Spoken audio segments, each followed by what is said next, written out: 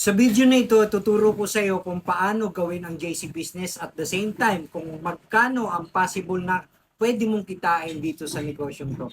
So as you can see, meron tayong mga JC product dito. Meron tayong mga vitamin C like Calvit C.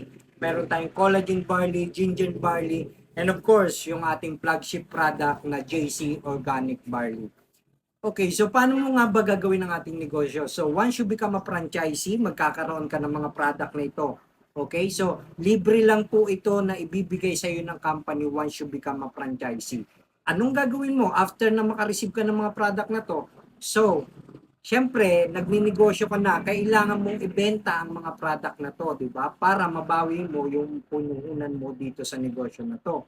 Pero bago ka magbenta sa mga kliyente mo, dapat mo munang itry ang mga product na to para meron kang isagot sa kanila kapag meron silang question about sa mga products mo, okay?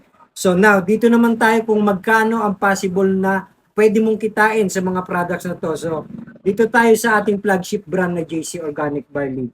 Ang SRP na to sa market is 1,200.